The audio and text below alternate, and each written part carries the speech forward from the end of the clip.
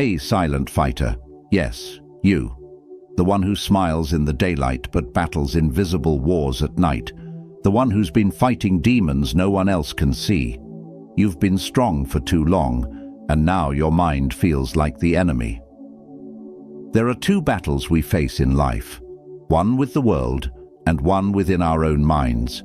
And the truth is, the one inside your mind is the deadliest. Because while external situations may cause pain, it's your thoughts that keep the pain alive.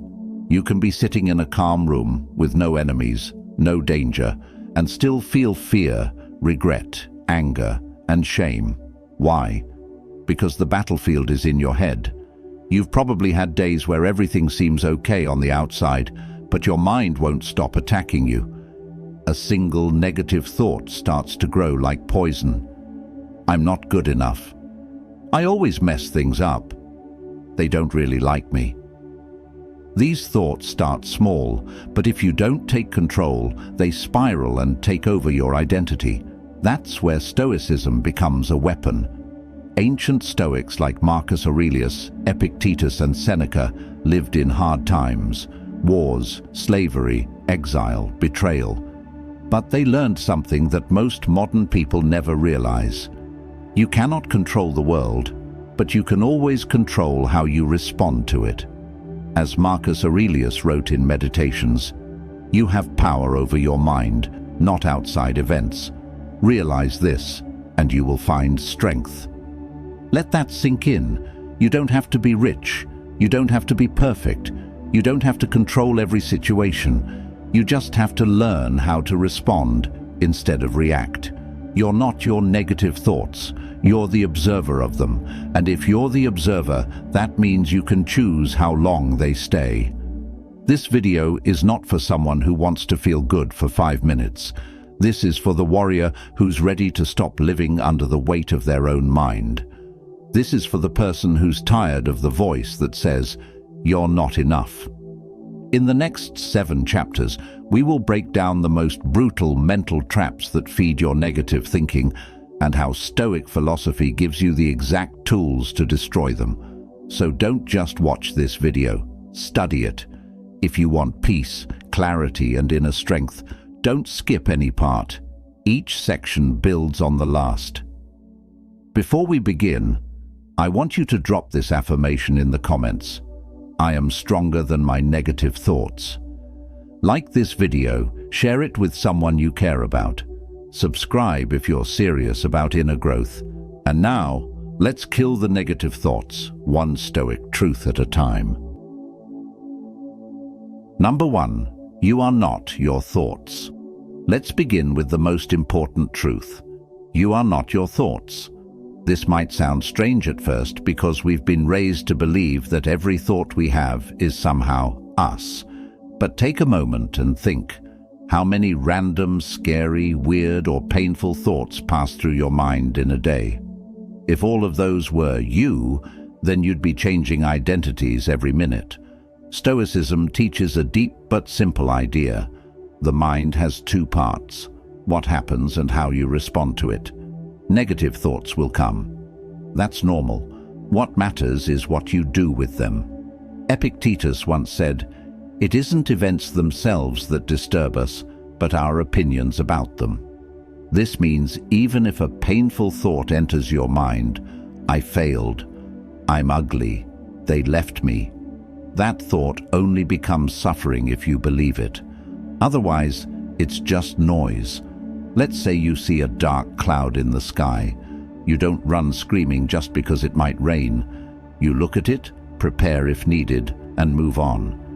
That's how you must treat your negative thoughts. Acknowledge, detach, let go. The problem is, most people let a thought become their identity. I thought something anxious, so I must be an anxious person. I had a negative thought about my relationship, so it must be over. Nah, thoughts are not facts. They are suggestions, not commands. Think of your mind like a radio station. Just because a song plays doesn't mean you have to dance to it. Learn to change the station. A great exercise from the Stoics is writing down your disturbing thought on paper and questioning it like a judge. Ask, is this 100% true? What's the evidence? What would Marcus Aurelius say about this? Will this matter in 5 years? By the end, you'll often realize that your thought had no real weight. It just felt heavy. Another tool, label your thoughts instead of owning them. Don't say, I'm a failure. Say, I'm having a thought that I failed. That creates space, and in that space you get power. Remember, you are not your thoughts. You are the sky. Thoughts are just clouds. Number 2, stop arguing with reality. One of the deepest roots of negative thinking is this: resisting what already is. You don't suffer just because something bad happened. You suffer because your mind keeps saying, this shouldn't have happened. A breakup, a betrayal, a lost opportunity. We tell ourselves it wasn't supposed to go like this, and that resistance becomes mental torture. But the Stoics taught something powerful. Pain is guaranteed, but suffering is optional, and suffering begins when we start arguing with reality. Epictetus put it perfectly. Do not seek to have events happen as you want them to, but instead want them to happen as they do happen, and your life will go well. Now, this doesn't mean you should celebrate pain or pretend things are fine. What it means is, stop wasting energy trying to undo the past or rewrite what's already real. If it happened, it happened. Accept it, then decide what to do next. Think about this. A person standing in the rain can scream, cry, and curse the sky. Or they can accept that they're wet, grab a coat, and keep moving. Which one do you want to be? Most negative thoughts come from wishing the past was different. Why did they leave me? Why did I say that? If only I had taken that chance. But none of these thoughts change the event. They just keep the pain alive. The Stoics call this the practice of amor fati, love of fate. It means loving what is, even when it hurts. Why? Because the event is not in your control, but your response is. Let's take an example. Say you failed an exam or your business idea crashed. A negative mind will say, I'm worthless, I never succeed. A Stoic mind will say, this is a moment, not a life sentence. What can I learn from it? Don't fight the moment, use it. Here's a tool. Every time your mind starts saying, this shouldn't have happened, catch it. Say out loud, but it did. So now what? That one line flips your power back on because you stop being a victim and start being the author again. And here's the truth you need to remember. Peace doesn't come from having a perfect life. Peace comes from accepting what is and still choosing to move forward. I want you to drop this affirmation in the comments. I accept reality and I grow from it. Number 3, don't trust the first emotion. Most people make a deadly mistake. They treat their first emotion like the truth. But Stoicism teaches you this critical skill. The first feeling is not final wisdom. Anger, fear, jealousy, sadness, these are reactions. And reactions are usually loud, messy, and irrational. If you always obey your first emotion, your life becomes a roller coaster. Think of emotions like waves. The first one crashes hard, but it always passes. If you can wait, reflect, and observe instead of acting, you win. Marcus Aurelius, a Roman emperor under constant pressure, wrote this: the first rule is to keep an untroubled spirit. The second is to look things in the face and know them for what they are. Imagine that. The ruler of the world reminding himself to stay calm and look deeper. Let's say your friend ignores your message. The first thought might be, they don't care about me. But if you wait an hour, maybe you find out they were busy or sick or just forgot. If you acted on the first emotion, you might have ruined a good friendship. Here's the practice. When a negative emotion hit, pause, name it. Delay the reaction. Say, I'm feeling anger, but that doesn't mean I'm right. I'm feeling fear, but that doesn't mean I'm in danger. I'm feeling jealous, but that doesn't mean I'm less. Your emotions are signals, not orders. Another Stoic technique, the view from above. This is when you mentally zoom out.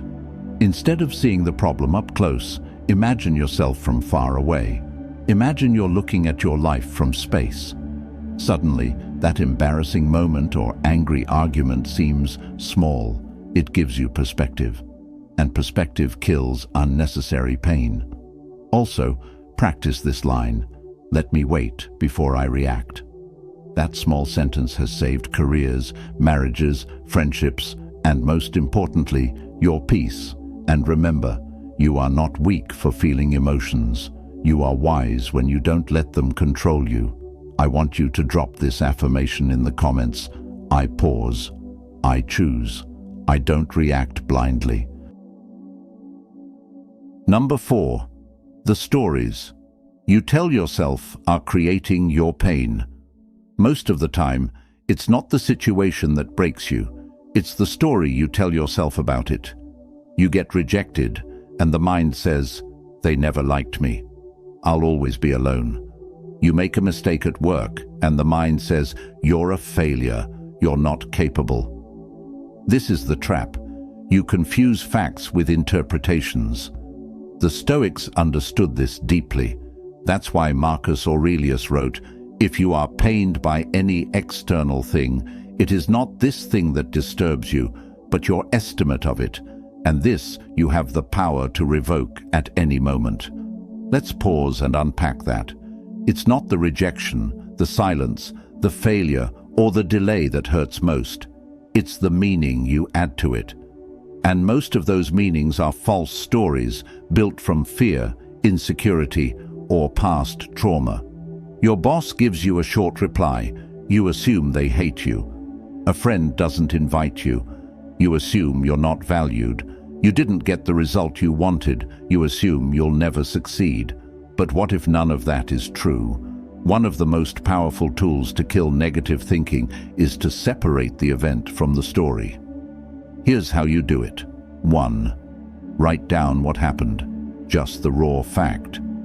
My message wasn't replied to for 2 days. 2. Now write down the story your mind is telling. They don't care about me. They're avoiding me. 3. Now challenge that story.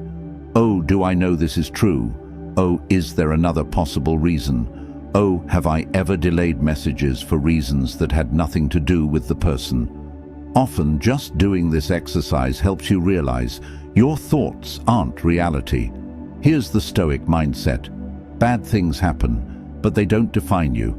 You define the meaning of what happens, and in that power, you shape your emotional world. Use your mind to heal, not hurt. Your brain is a storyteller, but you are the editor, and a wise editor doesn't let false stories go to print.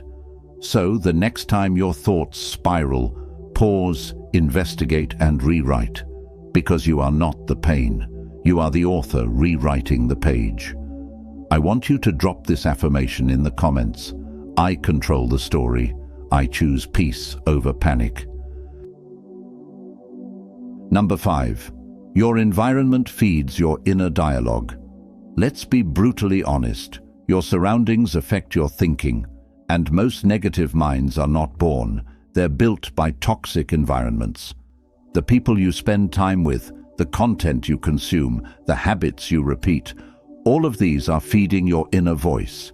And if you're surrounded by noise, drama, chaos, and pessimism, your mind will reflect that chaos. Seneca, one of the wisest Stoics, warned, "Associate with people who are likely to improve you. Welcome those whom you yourself can improve." This wasn't just about friends, it was about mental hygiene. If your mind is like a garden, who are you letting plant seeds in it? Let's break it down. Negative people. If you're constantly around people who complain, gossip, or belittle others, you start picking up their mindset. Your brain mimics what it hears most. Toxic social media. If you scroll through content that triggers insecurity, anger, or shame, your mind becomes addicted to low-vibration thoughts. Chaotic spaces, a messy room, cluttered desk, or loud home can amplify stress and kill clarity. The Stoics lived with simplicity and order because they knew chaos outside leads to chaos inside. Here's a truth that hurts. You can't kill negative thoughts while feeding them every day, so start doing an environment detox. Ask yourself, who makes me feel drained versus who makes me feel calm? What content am I watching? Does it inspire me or make me feel worse? Is my space helping me think clearly, or is it adding to my stress? The Stoics weren't just focused on philosophy, they were focused on structure, simple routines, clean surroundings, meaningful conversations. They knew that external discipline created internal stillness. Try this challenge. Spend 7 days without gossip, drama, or negative scrolling. Clean your room. Unfollow accounts that fuel comparison. Spend time with people who actually want to grow.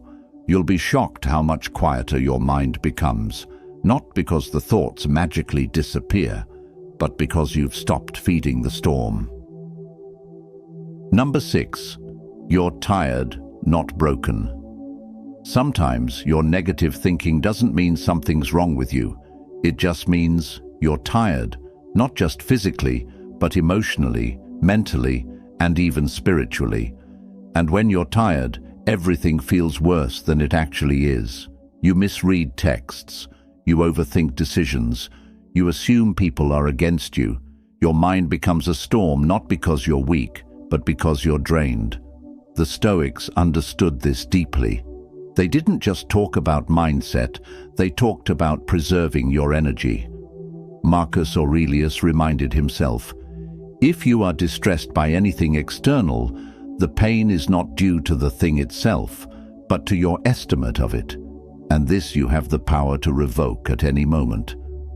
But how do you revoke that pain if you haven't slept, haven't rested, haven't taken time to be still?